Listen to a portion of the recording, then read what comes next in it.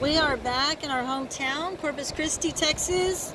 But I wanted to spin the camera. Aww. It's not my home, too. Well, our home base. We go to Revive Church here. It's our home church. Hey, little seagull. Hey, seagull. Oh, we love seagulls here in Corpus. God's creatures, big and small. All right. Back to, what are we doing here? We haven't done our communion for a while. No, we haven't recorded our communion for a while, but praise God, we're sitting here at the beach, with one-legged seagulls hopping around, and what more could you want? But look, fair dinkum, we've come here to thank Jesus. Wow. Michelle and I we really do try and do communion every single day, because... But what about our message? I thought we were going to talk about the rapture. I have said so many times about the rapture. There's not many people that really want to hear it. They want to keep on with their lives, watch their kids grow up and all this sort of stuff. This is not the point. Our Lord's coming back to take us home. This is not our home. We're still telling everyone we meet, time is short, get ready, have no unforgiveness in your heart. This is the time that the Holy Spirit is cleaning up the bride, making us without spot, wrinkle, and blemish. And we're getting closer and closer. We're getting so close. But it's terrible, like there's even Christians that laugh at you and say, oh, it could be another 5 years. No! Or 50 years. 50 years. The thing is, Texas is like it's in a big bubble. And I have said this to many people. And people are in their little comfort zones. They don't want to stick their head out of the bubble and look around the world and see the signs that God is giving you, the miracles in the skies, what the animals are doing, going round and round and round, and just everything. But they don't want to see that. They just think, oh no, it's just going to continue on.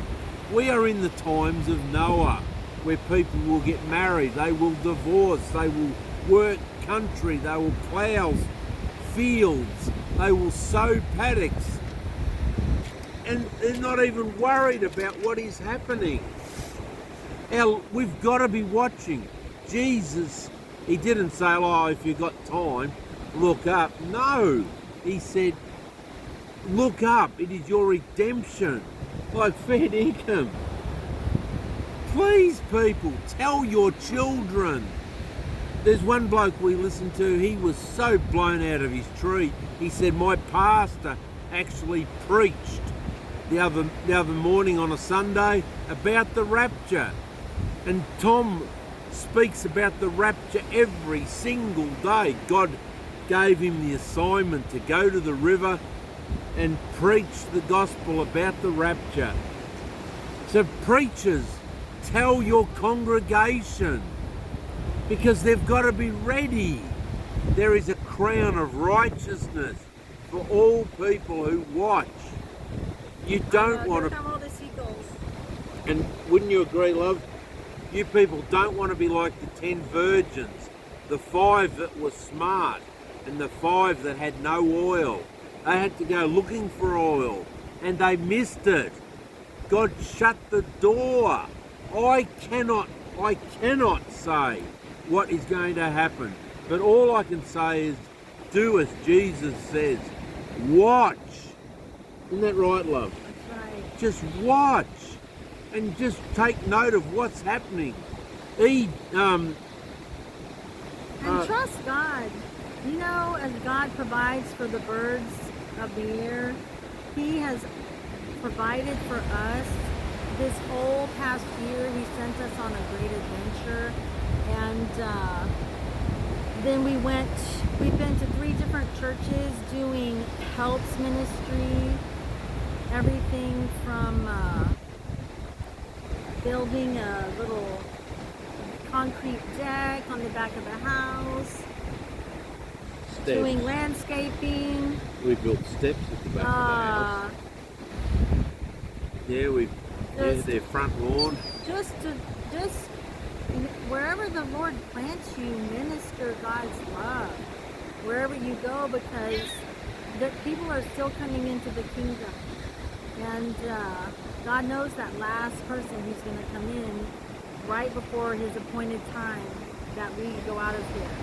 Thing is, God is not holding off for more and more to come to him.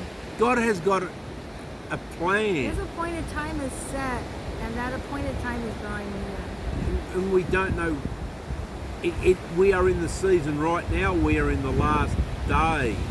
We're in the last hours.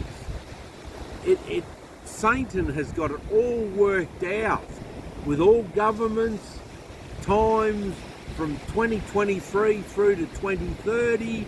It's just 2030 is when Jesus died on the cross.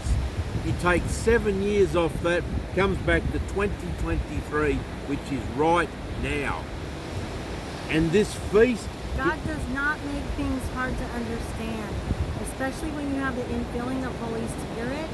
And Holy Spirit gives you unctions, guidance, peace, comfort, everything that we need to live successful Christian lives. And that doesn't mean what the world thinks it means. Living in a big mansion with, millions of dollars in the bank. Big flash car. Our success is different. It means every single day we get to spend in the presence of God and receive his leading and guidance. And we get to be with each other. Love others. His love gets to flow through us so we can love others. Amen. With his love. It's not even, our love is terrible. We don't even have to love people with our stinking, messed up kind of love. His perfect love, when we open ourselves to be filled with his Holy Spirit, we get to love people with his perfect love. Amen. It's so wonderful. Let's just thank God for Jesus and everything he did for us on the cross. Like Jesus gave to his disciples the bit of bread, the biscuit, the bicky. He said, look, this is my body broken for you. He said, break, which I just did, and it broke nicely. Mm-hmm. And I broke mine and gave half of mine to the bird. I see that. How are you going to break that bit in half? No, all right, no. All right, he said, break and eat and remember what I did.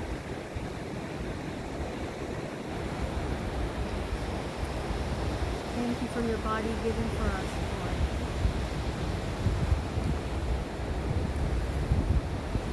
Lord, the word thank you is just not enough, but there's nothing greater to say. Yes, I can pray in tongue, and I do feel that it's a bit greater, but Lord, you just, wow. We've seen so many miracles. Thank you for your miracle working power in this earth, Lord. We have. He's worked miracles on me. I'm supposed to be dead. But so many other people.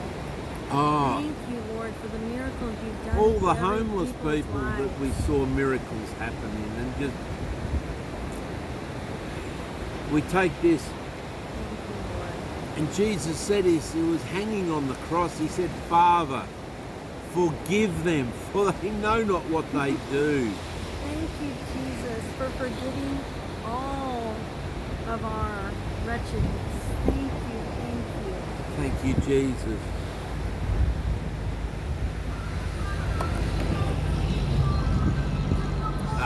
All these people driving past here at the beach, and you give them thumbs up, and crikeys, they all wave back to you, eh?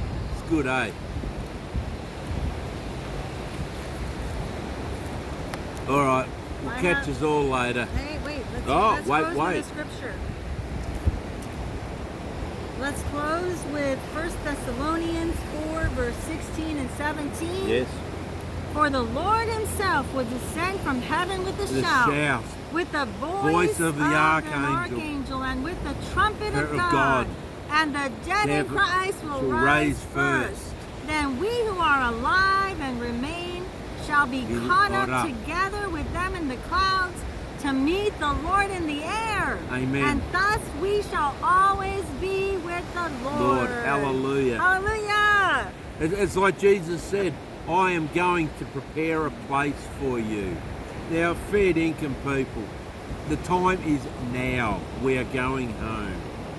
Amen. You know, like Christians, just believe it. Please believe it. We're going home. Michelle and I can hear the trumpet now. If we disappear while you're watching us, aha, you'll know why.